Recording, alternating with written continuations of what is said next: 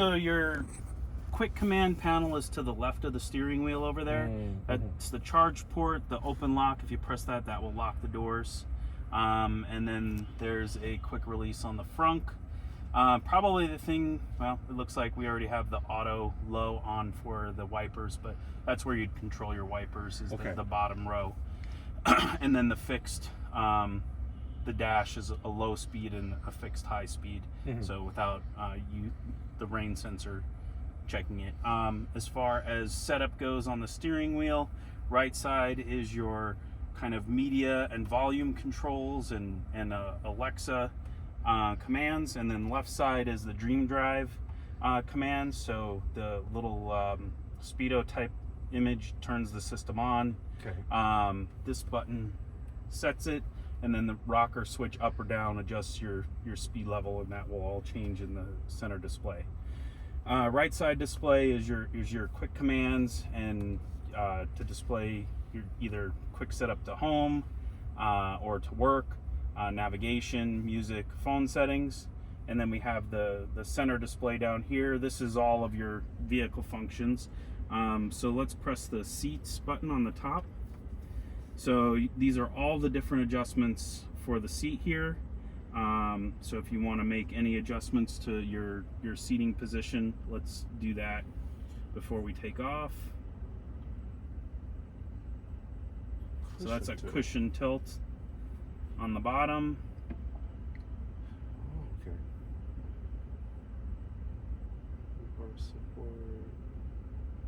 So you can adjust it up or down, and then in or out.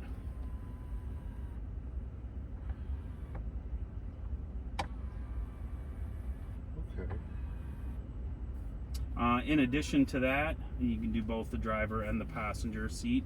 The Grand Touring comes with a massage function, so if you'd like a massage while we're taking a test drive, we can set that up. If not, we can leave it as is.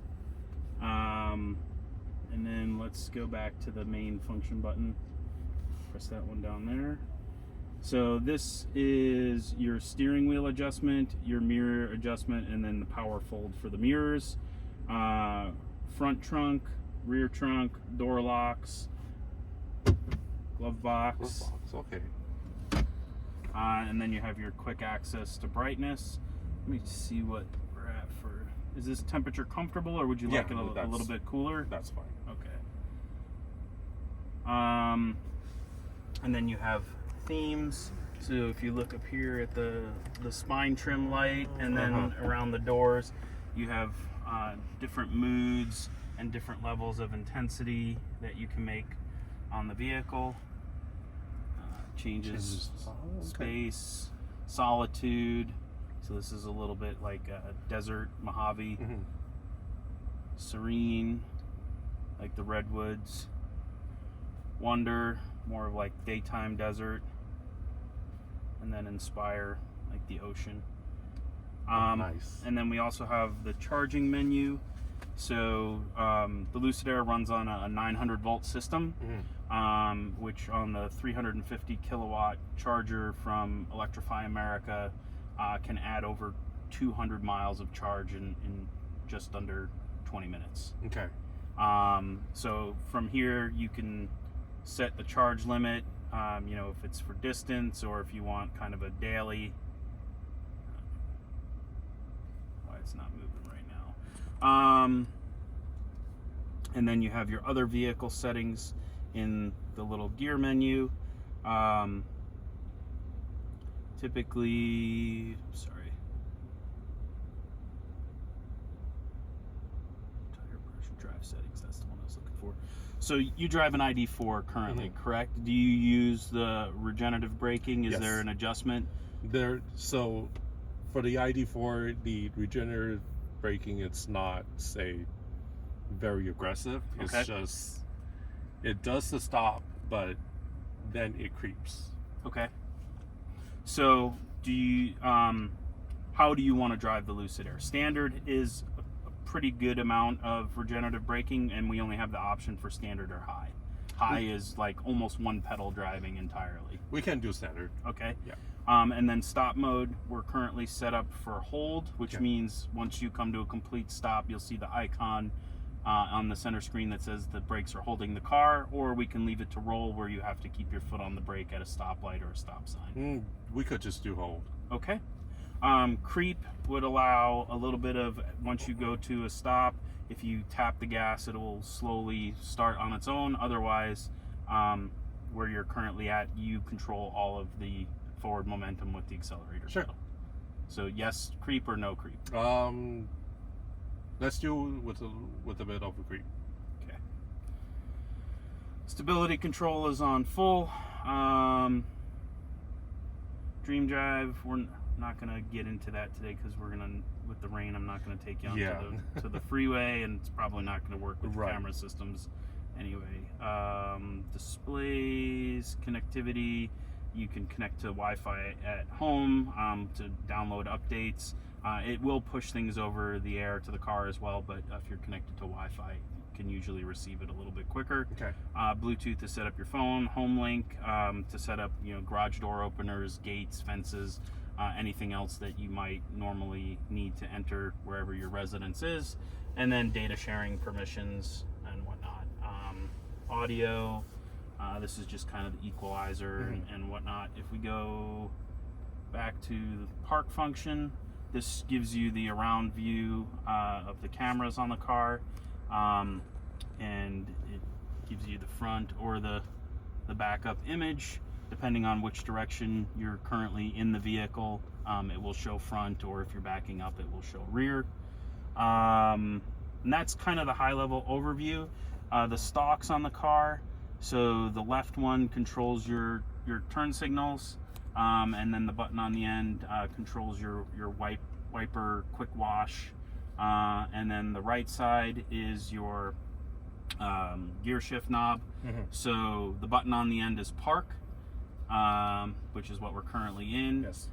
If you put your foot on the brake and bring it to the up position all the way past the detent, that will put you in reverse.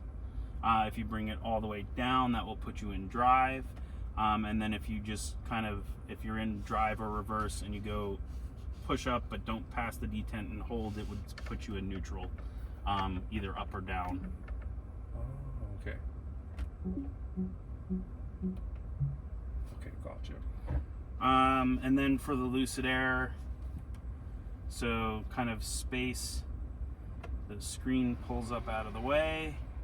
You have a big storage bin underneath here. You have storage in the center console, 2 cup holders, a wireless phone charger, another space for another phone, USB-C and USB-A attachment points, and then space for sunglasses, as well as a small storage compartment back here. Okay. And then in the back you have another armrest with cup holders, and there is a pass-through into the trunk. When we get back, we can go through the frunk and the trunk if you'd like. Sure. You ready to go out for a drive? Sure. All right. Let's put the car, everybody's got their seatbelts on. Let's put it in reverse. So it'll bring the screen down and show you everything that's going on.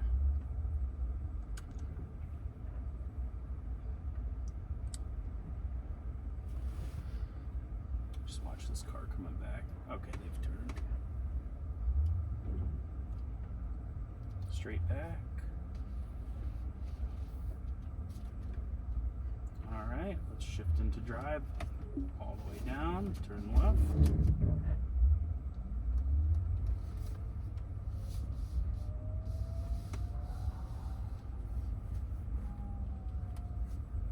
All right, when we go to the stop sign, we're gonna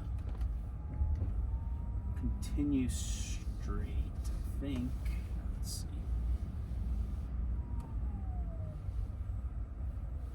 Yeah, let's continue straight.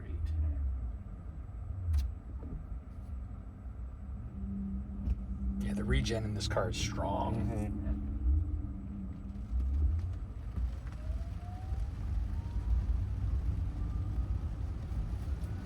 I think right now that I'm used to all the regenerative braking and stuff, this one definitely seems a little bit better. Watch the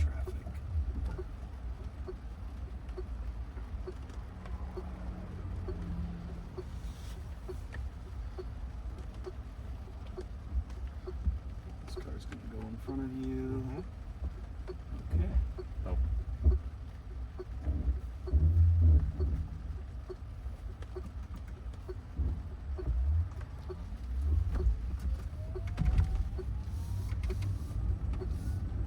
All right, and we'll get over to the right lane and we'll make a right onto Goldwater. Bring up your navigation. Oh, this is a left turn only. I went out the wrong way. I was gonna say right-hand turn. Uh-oh. Yeah, sorry about that. We're gonna go. We have to go left. This is a one-way. So let's just go down here to the light, and let's make a left here. Actually, no. We want to just continue straight. Okay. Sorry. I know for a fact that, say, for example, Tesla, they have the what you call it, the dash. It's kind of like a dash cam. Mm-hmm. Does this one have it? For Say, for example, if it records. like the security, the Sentry mode that they have. Yeah, this is something similar. We currently don't have that feature enabled. It may be something that comes out in the future. Okay. So let's go down to, now I'm turned around.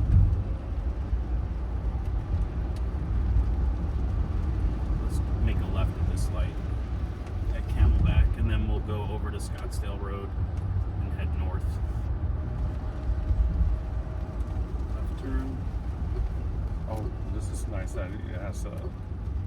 Yeah, it shows you your Yes. blind spots, as well as you have the mirrors will identify. That shows you what's in your in this camera right here in the corner.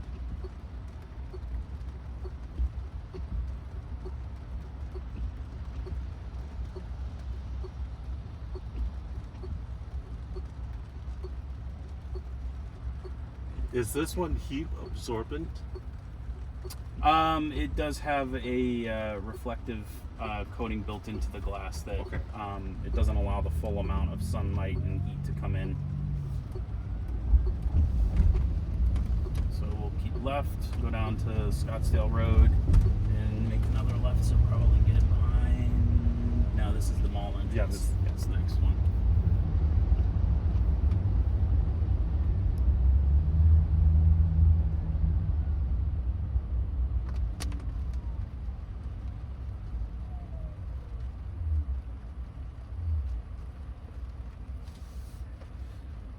How long of a charge would it say go from perhaps like 10% to 80? Why don't you put it on the low dash on the left panel? Right here. Just go ahead and keep going.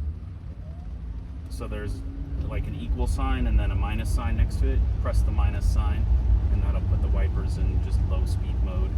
Oh, okay. But I mean, say for example, charging Turn wise. left.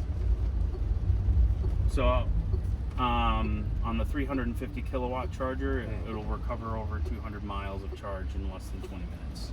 Okay. And would that be the same for, say, like a base model of the Lucid Air? Yes, because our system is on a 900 volt architecture regardless of the model.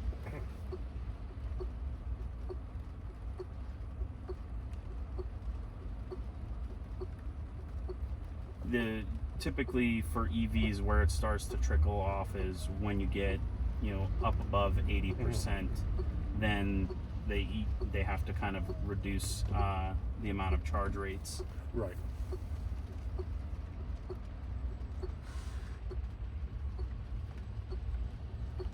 So if you press the minus sign, just up here on the panel. Okay. There we go.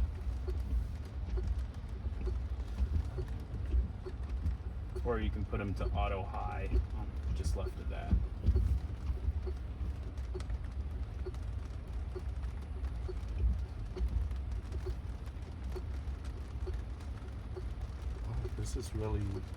This is exquisite, I'll definitely say.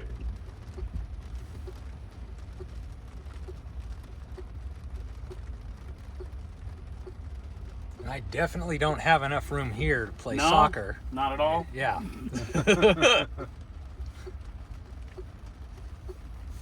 I heard Gravity is also coming soon. Yeah, it's coming in. It's the next project to launch for Lucid Motors. No official announcement of when the first deliveries will be yet. But are there any plans to say building something smaller, perhaps, than the Air? So nothing has been announced by the company at this time, but I'm sure there's some plans in the future. You know, you can't survive only on flagship sedans and SUVs. So, all right, we're good to go.